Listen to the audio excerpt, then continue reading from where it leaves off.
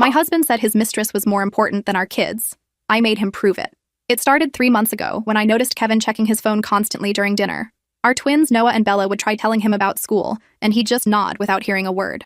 One night, Bella asked him the same question 4 times before finally giving up. She was 8 years old and already learning that her father didn't care enough to listen. I found the text by accident.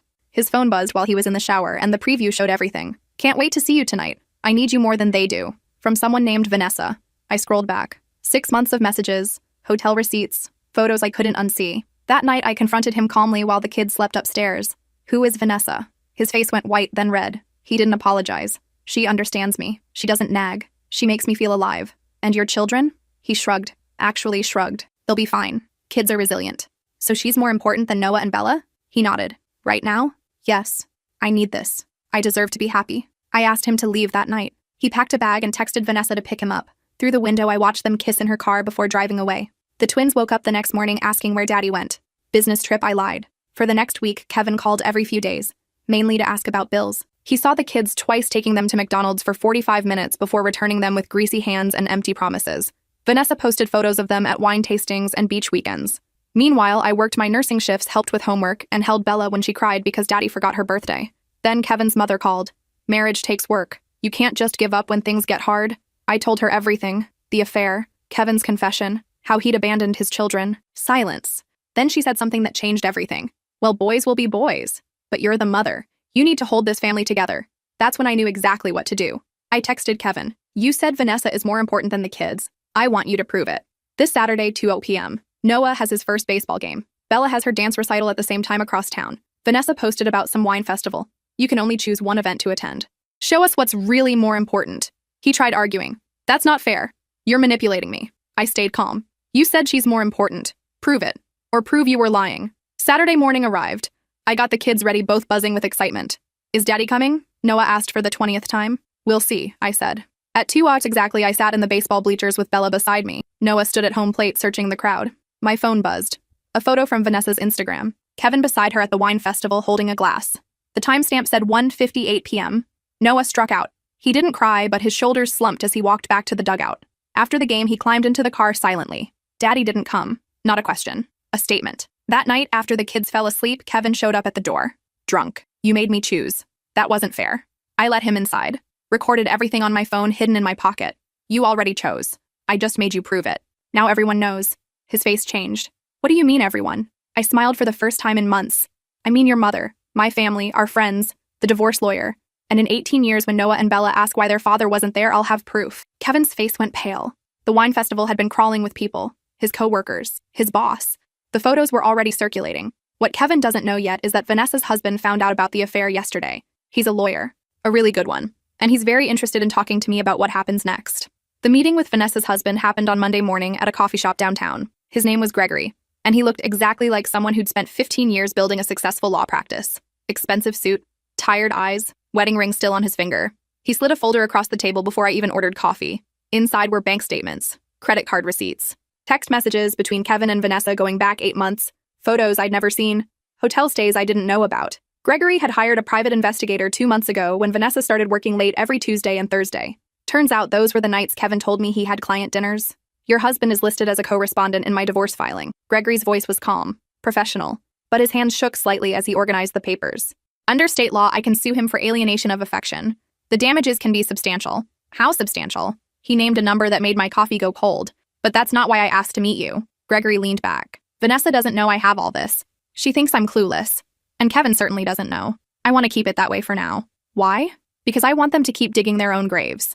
Gregory pulled out another document. "Vanessa's been siphoning money from our joint accounts. Small amounts, $200 here, $500 there. She thinks I don't notice. But I'm an attorney specializing in asset protection. I notice everything." He showed me the pattern. Over 6 months, Vanessa had moved $18,000 into a separate account Kevin didn't know about either. Gregory had screenshots of her texts to a friend. "Once I leave Gregory, I'll have enough to start fresh with Kevin. He's going to leave his wife soon," he promised. I felt sick. "When is Kevin leaving you?" Gregory asked. "Never. He hasn't even mentioned divorce. He just wants both lives." Gregory nodded like he'd expected that. "Let me be clear about what I'm proposing. We both have legal options. I could sue Kevin tomorrow. You could file for divorce. But I think we'd both benefit from patience." "I'm listening. Your husband works at Brennan & Associates, correct?" I nodded. Kevin was an account manager there, had been for 6 years. Gregory pulled out another paper. This is their employee handbook. Section 4.2 specifically prohibits romantic relationships with clients or their family members. Violation results in immediate termination without severance. Vanessa is a client. Her company is. She hired Brennan and Associates last year to handle their portfolio. Your husband was assigned to her account. Their affair violates company policy. So if we report it, he loses his job. No severance, no references. And given that Vanessa's company represents 15% of Brennan's annual revenue, they'll probably sue him for breach of contract and professional misconduct. Gregory slid another document across. This one was an email chain. Vanessa telling Kevin about upcoming business decisions before they were public. Kevin adjusting investment strategies based on insider information she shouldn't have shared. That's securities fraud. Gregory's voice was quiet. If reported to the SEC, your husband could face federal charges, fines, possibly prison time. My hands were shaking now. Why are you showing me this? Because I'm angry. Gregory's professional mask slipped for just a moment. I gave Vanessa 15 years. We have 2 daughters. And she threw it away for your husband. But more than that, I'm strategic. If I move too fast, she'll hide assets. Kevin will lawyer up. Everything gets messy. But if we wait, if we let them think they're safe, they'll make mistakes. What kind of mistakes? Gregory smiled. It wasn't a nice smile. The kind that gets them in deeper. Right now, they're being careless, sloppy. The longer that continues, the more evidence we gather. And when we're ready, we move simultaneously. I file for divorce with full documentation of the affair and the financial misconduct. You file and request full custody based on abandonment and infidelity. We both pursue maximum damages. I thought about Noah's face at the baseball game. Bella crying on her birthday. What do you need from me? Keep records. Document everything. Every missed event with your kids. Every lie. Every time he chooses her over them. Gregory pushed a small device across the table. This is a recording pen. Keep it with you when Kevin comes over. Get him talking. Admitting things. The more evidence, the better. And Vanessa? Let her think she's winning. Let her think Kevin's leaving you soon. She'll get comfortable. Make bigger mistakes. Gregory stood up. I'll check in every 2 weeks. If anything urgent happens, call me immediately. My number is in the folder. He left $20 on the table for my coffee and walked out. I sat there for 30 minutes staring at the folder. That night, Kevin called. Can I see the kids this weekend? You saw them last weekend. For an hour. I've been busy. With Vanessa? Silence. Then he hung up. I called him back. If you want to see Noah and Bella, they have a school concert Thursday at 7 p.m. You should be there. He hesitated. I'll try. Not good enough. Be there or don't bother calling again. I hung up before he could answer. Thursday arrived. I got the kids ready. Bella in her choir dress. Noah in his band uniform. Both of them kept watching the door. The concert started at 7 sharp. By 7:15, Kevin still hadn't shown up. Noah's trumpet solo was at 7:30. He kept scanning the audience between songs. When his turn came, he played perfectly, but his eyes were searching the crowd the whole time. Kevin walked in at 7:45. The concert was basically over. He tried sitting next to me. I moved my purse to the seat. He ended up standing in the back. After the concert, Noah ran up to him. Did you hear me play? Sorry, buddy, I got stuck in traffic, but I'm here now. Want to grab ice cream? Noah's face lit up. Yeah. I stepped between them. Actually, it's a school night. We need to get home. Kevin's face darkened. You can't keep me from my kids. I'm not. You kept yourself from them. You missed the entire concert. Now we're going home. That's not fair. I leaned close. Recording pen in my pocket. You chose wine tasting over Noah's baseball game. You forgot Bella's birthday. You showed up 45 minutes late tonight. Nothing about this is fair. But I'm not the one making it unfair. Kevin looked like he wanted to argue. Instead, he just walked away. Didn't even say goodbye to the kids. In the car, Bella asked if Daddy was mad at us. No, sweetie. He's just confused right now. About what? About what matters. That weekend, I met with a divorce attorney. Her name was Patricia, and she'd been practicing family law for 20 years. Gregory recommended her specifically. I showed her everything. The texts, the photos from the wine festival, the recording from Thursday night, documentation of every missed event, every broken promise, every time Kevin chose Vanessa over the kids. Patricia took notes. Didn't show much emotion until I got to the part about Kevin's mother telling me to hold the family together. She said that? Patricia's pen stopped moving. Word for word. We can use that. Patricia leaned forward.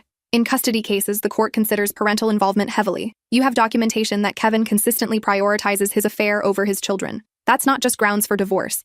That's grounds for primary custody with supervised visitation. Supervised? Given his current pattern of behavior and emotional unavailability? Yes. Patricia pulled out a form. We'll also pursue child support based on his current income. And since he's been diverting marital funds to support this affair, we can request he reimburse the marital estate. How much has he spent on her? Patricia did some math. Based on these receipts, at least $30,000 over 6 months. Fancy dinners, hotels, a weekend trip to Napa Valley, all charged to credit cards you're liable for as his spouse. I felt dizzy. Can we get that back? Most of it. And we'll make sure it's documented in the divorce decree. Patricia started organizing documents. Now here's what I need you to do. Don't mention divorce yet. Don't let Kevin know you're planning anything. The element of surprise works in our favor. Continue documenting everything. And if he wants to see the kids, let him, but on your terms. Why let him see them at all? Because if you block access entirely, he'll claim parental alienation. But if you offer reasonable visitation and he keeps failing to show up, that's on him. Patricia handed me her card. We'll file in 3 weeks. That gives us time to gather more evidence and for Gregory to move forward with his case against Vanessa. The timing will put maximum pressure on both of them. I left Patricia's office feeling something I hadn't felt in months. Hope. The next 2 weeks followed a pattern. Kevin would call asking to see the kids. I'd agree to specific times and places. He'd cancel last minute or show up late, then leave early. Noah stopped asking if Daddy was coming, just assumed he wouldn't. Bella started drawing pictures of our family. 3 people. Her, Noah, me. When I asked where Daddy was, she shrugged. He's busy. Meanwhile, Gregory was sending me updates. Vanessa had moved another $5,000 into her secret account. Kevin had taken her to a spa resort using a company credit card and expensed it as a client dinner. They'd been sloppy enough to post photos on social media from the same location at the same time. His employer is going to notice eventually. Gregory's text read, "But we'll make sure they notice on our timeline." On week 3, Patricia filed the divorce papers. She had them served to Kevin at his office. Maximum embarrassment. Maximum impact. He called me 20 minutes later screaming, "What the hell is this?" Exactly what it looks like. A petition for divorce. You can't just do this without warning. You literally told me Vanessa was more important than our children. That was all the warning you needed. This is vindictive. No, this is protective. I'm protecting our kids from a father who abandoned them. I'm protecting myself from a husband who chose his mistress over his family. This is me making sure you prove what you said was true. Kevin's voice dropped. We can work this out. I made a mistake. Multiple mistakes. For 6 months. You don't get to undo that. Please.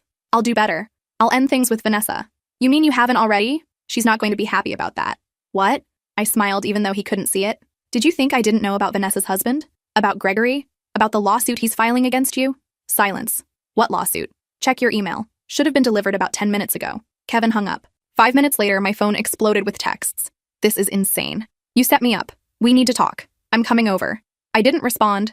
Just forwarded everything to Patricia and Gregory. Kevin showed up at the house at 8:30 p.m. The kids were already in bed. I didn't let him inside. We talked through the screen door. You're destroying my life. No, I'm documenting the choices you made. There's a difference. Gregory is suing me for $200,000. Do you have any idea what that will do to me? Do you have any idea what you abandoning your children did to them? Kevin's face crumpled. I never abandoned them. I'm their father. You're a sperm donor who occasionally remembers they exist.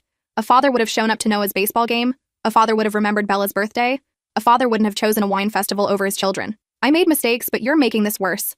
I'm making it real. You wanted Vanessa to be more important than the kids. Well, now everyone knows that's exactly what you chose. Your employer knows. Your mother knows. Soon the court will know. You got what you wanted. Kevin tried the door. It was locked. Let me in. We can talk about this like adults. No, you can talk to Patricia. She's my attorney. All communication goes through her now. What about the kids? When do I get to see them? When you prove you actually want to. Patricia will send over a visitation schedule. You show up on time prepared to spend quality time with them, or you don't show up at all. Kevin stood there for a long moment. Then he walked back to his car. Before he drove away, he turned back. I loved you. You know that, right? No, you love the idea of having everything. A wife, a family, a mistress. You can't have both. You chose. Now live with it. I watched him drive away, then locked the deadbolt. Checked on the kids. Both asleep. Peaceful. Then I called Gregory. He served the papers today. How did Kevin react? About as well as we expected. Gregory sounded satisfied. He showed up at my office threatening to sue me for defamation. I pointed out that truth is an absolute defense. He left pretty quickly after that. What about Vanessa? Radio silence. She knows her husband hired an attorney, but she doesn't know how much evidence we have. She's scrambling. Good. There's something else. Gregory's tone shifted. Kevin's employer called me. Apparently, they received an anonymous tip about the inappropriate client relationship and the insider trading. They're launching an internal investigation. Did you send the tip? I didn't. Gregory paused. Did you?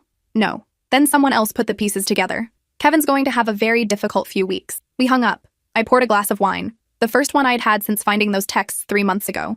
My phone buzzed. A text from Kevin's mother. I can't believe you're doing this to Kevin. He's family. I typed back slowly. He stopped being family when he told me his mistress was more important than his children. I'm just making sure everyone knows he meant it. She didn't respond. The next morning, Noah asked if we could have pancakes, his favorite. I made them from scratch while Bella set the table. We ate breakfast together without anyone checking phones or rushing off to something more important. After breakfast, Noah asked if we could go to the park. We spent 3 hours there. Bella on the swings, Noah climbing everything. When we got home, they were exhausted and happy. That's when Patricia called. We got Kevin's financial disclosure. You need to see this. What's wrong? He claims he only makes $60,000 a year. We know from tax returns he makes $140,000. He's hiding income. Can he do that? Not successfully. Patricia sounded almost amused. He apparently forgot that we subpoena his employer directly. They'll provide accurate income information. He just committed fraud in his financial disclosures. What does that mean? It means the judge is going to be very unhappy with him, and it strengthens our case for primary custody and maximum child support. Patricia paused. He's making every wrong move possible. Good. There's more. Vanessa's husband deposed her yesterday. She admitted under oath that Kevin gave her insider information about pending business decisions. Gregory's forwarding that testimony to the SEC. How much trouble is Kevin in? Patricia was quiet for a moment. Enough that he should be hiring a criminal defense attorney instead of fighting the divorce. The custody hearing was scheduled for 6 weeks out. Patricia filed a motion for temporary orders in the meantime. Primary custody with me. Supervised visitation for Kevin every other weekend. Child support based on his real income, not his claimed income. Kevin's attorney fought it. Claimed I was being vindictive. That Kevin was a devoted father who'd made some mistakes but deserved equal parenting time. The judge reviewed the evidence. The missed baseball game. The forgotten birthday. The concert Kevin showed up late to. The recordings of him admitting Vanessa was more important than the kids. The wine festival photos timestamped during Noah's game. Motion granted. The judge's voice was flat. Mr. Brennan will have supervised visitation every other Saturday from 10 a.m. to 4 p.m. at the Family Visitation Center. Child support is set at $20,400 per month based on imputed income of $140,000 annually. The court notes that attempting to hide income in financial disclosures is a serious matter that may be addressed at the final hearing. Kevin's face went white. Outside the courtroom, he cornered me. You're taking everything from me. I'm giving the kids what they need. Stability, consistency, a parent who shows up. I was going to show up. You didn't give me a chance. I gave you every chance. You chose Vanessa every single time. Now you get 2 Saturdays a month under supervision. If you can manage that consistently for 6 months, maybe we can discuss unsupervised time. Kevin opened his mouth, then closed it. Walked away. The first supervised visitation was a disaster. Kevin showed up 20 minutes late. The kids were excited anyway. They hadn't seen him in 3 weeks. The visitation supervisor later told me Kevin spent most of the time on his phone. When Noah tried showing him a drawing, Kevin said, "That's nice, buddy," without looking up. When Bella asked if they could play a game, Kevin said maybe later, then never did. After 2 hours, Noah asked if they could leave. Kevin didn't argue. The second visit, Kevin canceled. Emergency at work. The kids didn't seem surprised. The third visit, he showed up on time but brought Vanessa. The supervisor immediately told him that wasn't allowed. Visitation was for him and the children only. Kevin left with Vanessa. Didn't even say hi to Noah and Bella. That night, I got a text from him. The rules are ridiculous. I should be able to bring whoever I want. I forwarded it to Patricia. She forwarded it to the court. At the next hearing, the judge was not pleased. Mr. Brennan, you were granted visitation with your children, not your children and your girlfriend. The fact that you chose to leave rather than spend time with your kids speaks volumes about your priorities. Kevin tried to argue. The judge cut him off. Your visitation continues under supervision. One more violation and we'll revisit whether visitation should continue at all. After that, Kevin didn't show up for 3 visits in a row. When he finally did show up again, Noah refused to go. I don't want to see him. He doesn't care about us anyway. The supervisor noted it in her report. Child reluctance based on pattern of father's inconsistent involvement and emotional unavailability. Meanwhile, Kevin's life was falling apart in other ways. His employer fired him after the internal investigation confirmed he'd violated company policy and engaged in securities violations. No severance, no references. They also sued him for breach of contract, seeking $300,000 in damages. The SEC opened a formal investigation. Kevin hired a criminal defense attorney, which cost him $50,000 up front. He had to liquidate his retirement account to pay for it. The penalties on early withdrawal were brutal. Vanessa divorced Gregory. The settlement wasn't public, but Gregory told me she got almost nothing. He documented her affair, her financial misconduct, and her lies. She ended up with her car and $15,000. Gregory got the house, the investment accounts, and primary custody of their daughters. Vanessa tried moving in with Kevin. His apartment was a tiny 1-bedroom, and he could barely afford rent. She lasted 3 weeks before leaving. Last I heard, she'd moved back in with her parents at 38 years old. Kevin's mother called me one last time. "You've ruined his life. Are you happy now?" I didn't ruin anything. Kevin made his choices. I just made sure there were consequences. He's your husband. You're supposed to support him. He's supposed to be a father. He's supposed to show up for his kids. He didn't. That's not on me. She hung up. I blocked her number. 6 months after filing for divorce, we went to trial. Kevin's attorney tried arguing for joint custody. Tried claiming Kevin had been making efforts to be more involved. Tried suggesting I'd been alienating the children. Patricia destroyed every argument with documentation. Attendance records showing Kevin had made 4 out of 16 scheduled visits in 6 months. Supervisor reports detailing his distraction and disengagement during visits. Text messages showing him canceling at the last minute repeatedly. The recording of him saying Vanessa was more important than his kids. Then Patricia called Noah to testify. He was 9 years old and the judge was gentle with him. "Do you want to spend time with your dad?" Noah looked at his hands. "Sometimes. But he doesn't really want to spend time with us." "What makes you think that?" "He's always on his phone. Or he doesn't show up. Or he leaves early." Noah's voice was quiet. "I think he wishes he didn't have to see us." The judge made notes. Noah was excused. Bella didn't have to testify. She was too young, but her therapist did. She testified that Bella showed signs of abandonment anxiety directly tied to her father's inconsistent presence and broken promises. Kevin's attorney had nothing. No positive testimony. No evidence of meaningful involvement. No argument that could overcome 6 months of documented neglect. The judge's ruling was swift. Primary custody to mother. Father granted supervised visitation twice monthly with possibility of review after 1 year of consistent participation. Child support set at $2,800 per month to reflect father's previous income and current earning potential. Father responsible for 70% of children's medical expenses and extracurricular costs. Kevin sat frozen as the judge read the orders. Kevin was also ordered to pay $45,000 of my attorney fees. The judge noted that his decision to hide income and his false financial disclosures had unnecessarily complicated the proceedings. Outside the courtroom, Kevin looked like he'd aged 10 years. You got everything you wanted. No, I got what the kids needed. There's a difference. I hope you're happy. I'm not happy. I'm relieved. The kids don't have to wonder anymore if their dad is going to show up. They don't have to get their hopes up just to be disappointed. They have stability now. Kevin walked away without another word. That night, I made dinner with the kids. Noah's favorite. Spaghetti and meatballs. We ate together at the table and talked about their day at school. Bella showed me her artwork. Noah told me about a book he was reading. After they went to bed, I sat in the quiet house and thought about the last 9 months.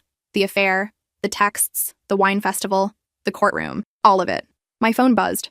A text from Gregory. Congratulations on the custody ruling. You did the right thing. I typed back. We both did. How are your daughters? Adjusting. It's been hard, but we're managing. They're in therapy. We're all in therapy, honestly. I paused, then typed. Thank you for everything. I couldn't have done this without your help. You would have. You're stronger than you think. Gregory's response came quickly. But I'm glad we could help each other. Sometimes the only way to deal with people like Kevin and Vanessa is to make sure the truth comes out. What happened with the SEC investigation? Still ongoing. Kevin's looking at significant fines at minimum, possibly criminal charges if they can prove intent. Gregory sent another message. Vanessa's being investigated too. She's the one who provided the insider information. She's in as much trouble as he is. Good. I set the phone down and walked to the kids' rooms. Checked on them both. Peaceful. Safe. Stable. That's all I'd wanted from the beginning. For them to feel safe. To know they were loved. To not have to compete with their father's mistress for attention. Kevin had said Vanessa was more important than the kids. I'd made him prove it.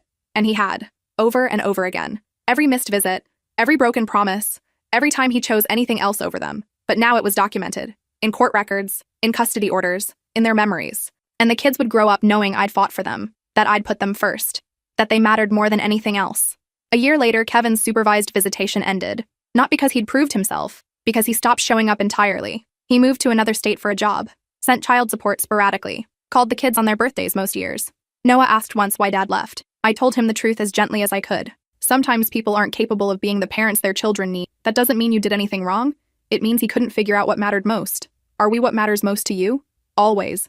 You and Bella are the most important thing in my life. That will never change. Noah hugged me. That's all we really needed anyway. Bella stopped asking about Kevin after a while. She had friends, school, dance class. A full life that didn't include waiting for a father who wouldn't show up. 2 years after the divorce was final, I got a call from an unknown number. I almost didn't answer. It was Kevin's mother. Her voice was different. Smaller. I wanted to apologize. For what I said. For taking his side. She paused. Kevin got remarried. To someone new. Not Vanessa. He has a stepdaughter now. And watching him with her made me realize what he should have been with Noah and Bella. What do you mean? He shows up for her events, helps with homework, makes time. He's being the father he should have been all along. And it makes me sick. Kevin's mother's voice broke. Because it means he was capable of it. He just didn't think our grandchildren were worth the effort. I didn't know what to say. I'm sorry. I should have believed you. I should have supported you. I chose my son over the truth, and that was wrong. Thank you for saying that. How are they? Noah and Bella? They're good. Really good. We're happy. I'm glad. She was quiet for a moment. I don't expect forgiveness. I don't deserve it. I just wanted you to know I was wrong. We hung up. I never told the kids about the call. They'd moved on. They didn't need to know their grandmother finally understood what I'd been saying all along. 3 years after everything started, the SEC finally concluded their investigation. Kevin was fined $85,000 and banned from working in securities for 5 years. Vanessa received similar penalties. Both of them were required to attend ethics training and complete 200 hours of community service. Gregory forwarded me the final report. Thought you'd want to see how it all ended. I read through it. The violations, the evidence, the consequences. Kevin had tried arguing he didn't know what he was doing was illegal. The SEC didn't buy it. How are you doing? I texted Gregory back. Good. Really good. My daughters are doing better. We've all adjusted to the new normal. He sent another message. Sometimes I think about that coffee shop meeting. How angry we both were. How we channeled that into something productive instead of just destructive. We held them accountable. We did. And our kids are better for it. I set the phone down and thought about that. Kevin's new family. His stepdaughter getting the father Noah and Bella never had. Part of me was angry, but mostly I was just tired. The kids were doing well. That's what mattered. Noah was excelling in school. He'd joined the debate team and discovered he was good at it. His teacher told me he had a gift for seeing through weak arguments and finding the truth in complex situations. I wondered if watching his father's lies fall apart had taught him that. Bella was thriving in dance. She'd been accepted into a competitive program and spent hours each week perfecting her routines. Her instructor said she had unusual emotional depth for someone her age, that she could convey complex feelings through movement. I wondered if learning to express emotions her father never acknowledged had taught her that. 4 years after everything started, I ran into Vanessa at the grocery store. She looked older, tired. Her cart was full of budget brands and sale items. She saw me and froze. I could have walked away, probably should have, but something made me stop. "How are you doing?" Vanessa looked surprised by the question. "Honestly, not great. I'm living with my parents, working retail. My daughters from my first marriage won't talk to me." She paused. "I ruined my life for someone who wasn't worth it." "Kevin?" She nodded. "He painted this picture. Made me think we were going to have this amazing future together. That he was trapped in a loveless marriage and I was rescuing him." She laughed bitterly. "Turns out he just wanted the excitement." The minute things got hard, he moved on to someone else. "I'm sorry that happened to you." Vanessa looked at me like I'd grown a second head. "You're sorry? After everything I did? I'm sorry you believed his lies. I'm sorry you threw away your marriage for someone who wasn't capable of commitment. But I'm not sorry for what happened after. You hurt my kids. I'll never forgive that." "I know." Vanessa's eyes filled with tears. "I think about them sometimes. Noah and Bella. Wonder how they're doing. If they remember me at all. They don't. You weren't important enough to remember." I walked away after that. Left her standing there with her cart full of discount groceries and regrets. That night I told the kids we'd run into someone from the past. Didn't say who. Noah asked if it was someone important. No, just someone who made bad choices and had to live with them. 5 years after everything started, Noah was 14. Bella was 13. They were thriving. Noah played baseball and was getting good grades. Bella was in advanced placement classes and still loved to dance. Kevin sent child support when he remembered. Called maybe twice a year. The kids stopped waiting for his calls. One day, Noah asked if he could legally change his last name to yours, not Dad's. "Why?" "Because he's not really my dad. Not in any way that matters. You raised us. You were there. He's just some guy who sends money sometimes." I told him to think about it, to make sure it's what he really wanted. But I understood.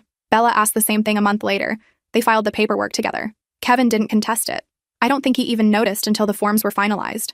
By then, it didn't matter. The kids had already moved on. They had a life, a good life, one built on stability and love and showing up. Everything Kevin had said didn't matter. Everything he'd proved didn't matter to him. They learned what I'd learned. That sometimes people show you exactly who they are.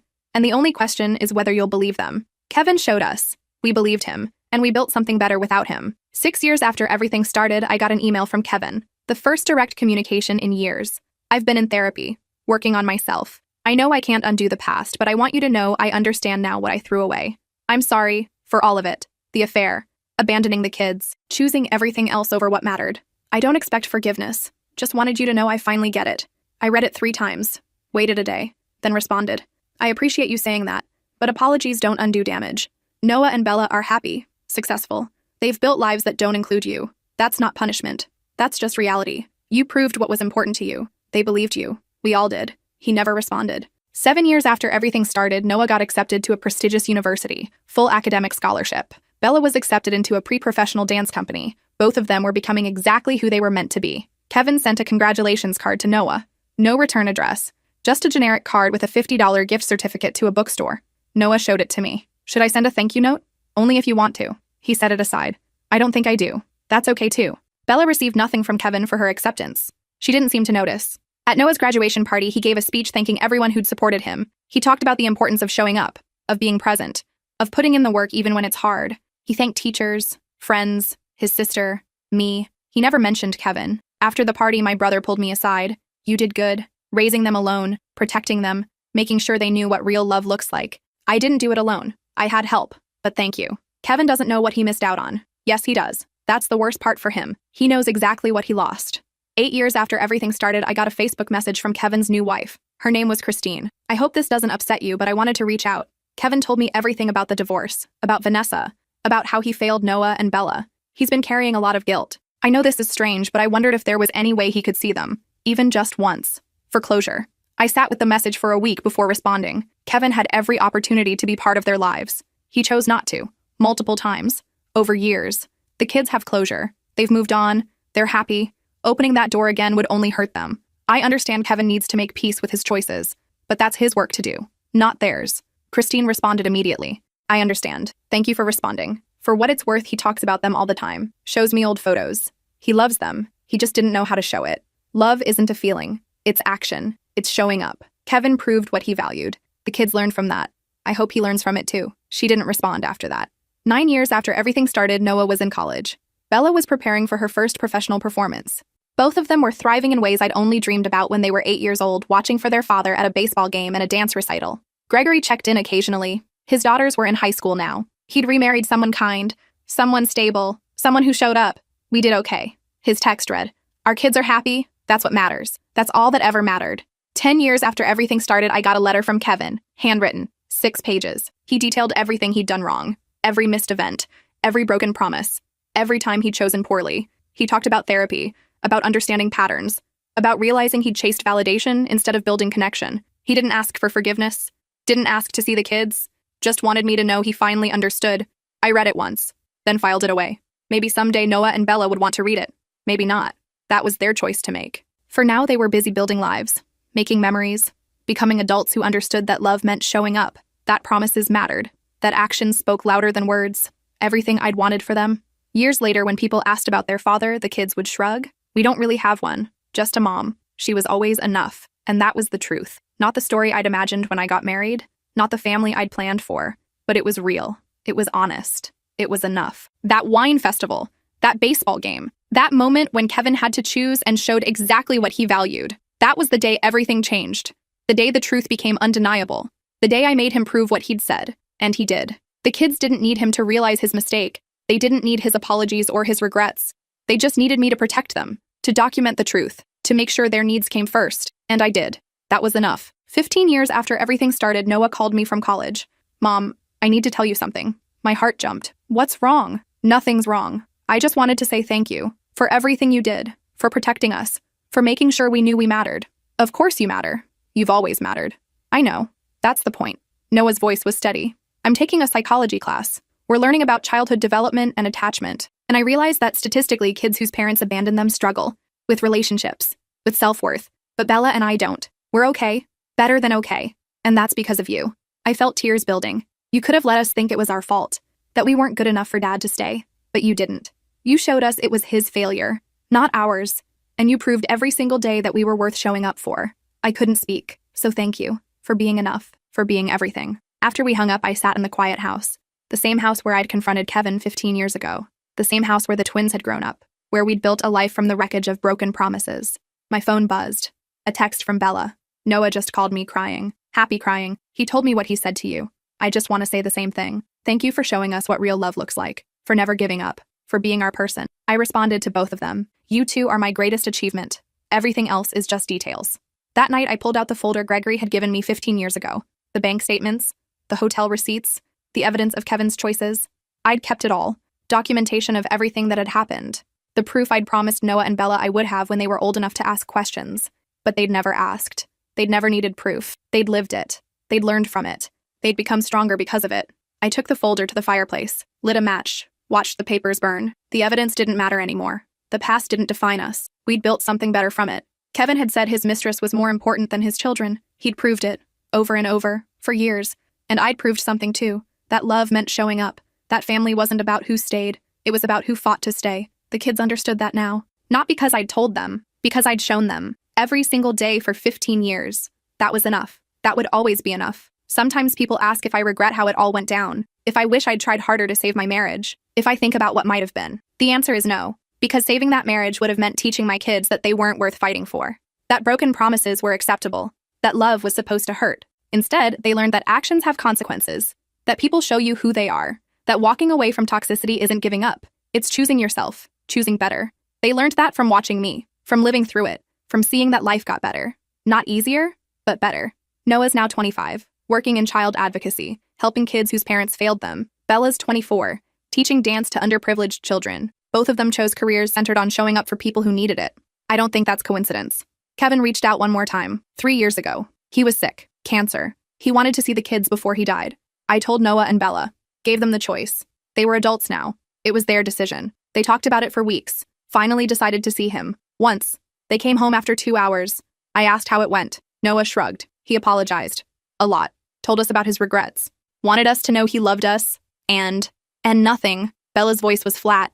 You can't skip 15 years of someone's life, then show up when you're dying and expect it to mean something. We were polite, but we don't have a relationship with him. It's too late for that. How do you feel about that?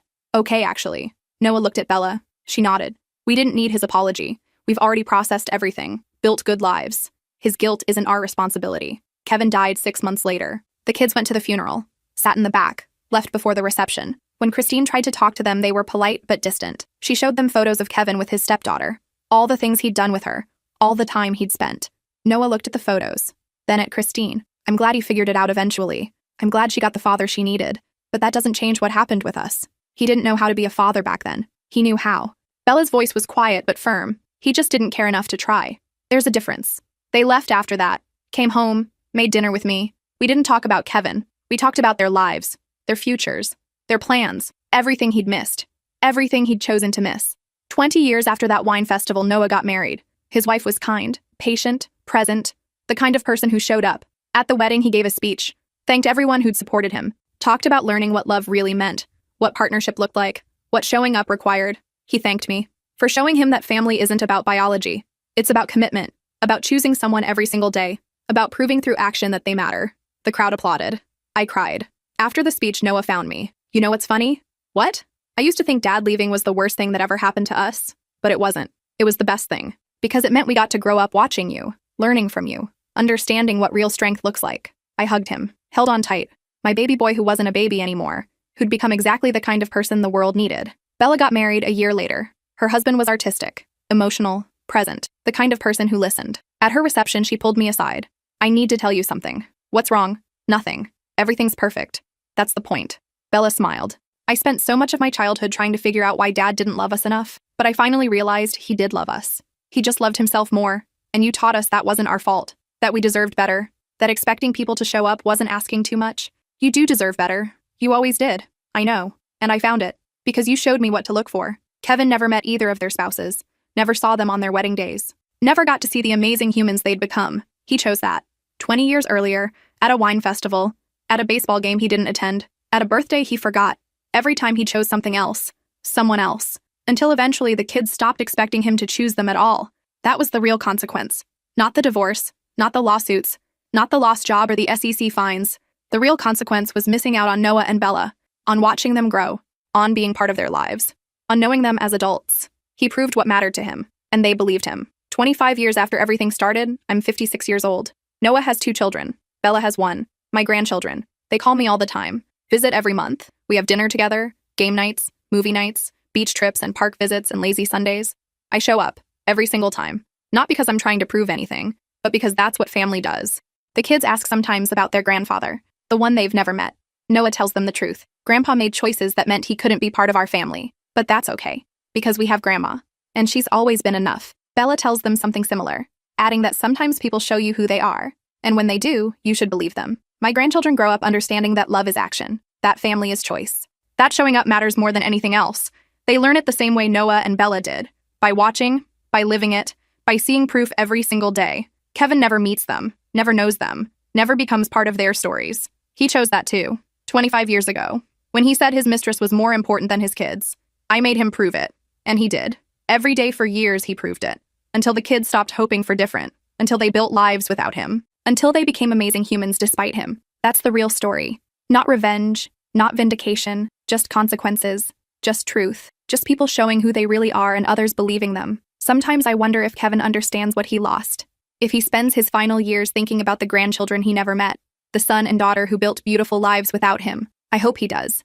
I hope he understands exactly what he threw away. I hope it haunts him, not because I'm cruel, but because some lessons need to hurt. Some choices need consequences. Some people need to face the full weight of what they've done. Kevin said his mistress was more important than his children. I made him prove it. He did. And then he spent the rest of his life living with that proof. The kids turned out fine. Better than fine. They turned out extraordinary. And I got to be there for all of it. Every milestone, every triumph, every hard day and happy moment.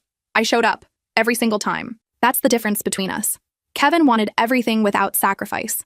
I understood that real love requires showing up, even when it's hard, especially when it's hard. 25 years later, the kids understand that too, and they're teaching it to their children. That's my legacy. Not the divorce, not the court battles, not making Kevin prove what he'd said. My legacy is 2 incredible humans who know their worth, who demand that people show up, who understand that family is action, not biology, and 3 grandchildren who are learning the same lessons. Kevin proved what mattered to him, but I proved something too. That one parent who shows up is worth more than 2 parents who don't. The kids believed that. They lived it. They thrived because of it. And now they're showing their children the same thing. That's enough. That's everything. 25 years after that wine festival, I'm exactly where I'm supposed to be. Surrounded by family who chose each other, who show up for each other, who understand what love really means. Kevin's somewhere else, living with his choices, dying with his regrets.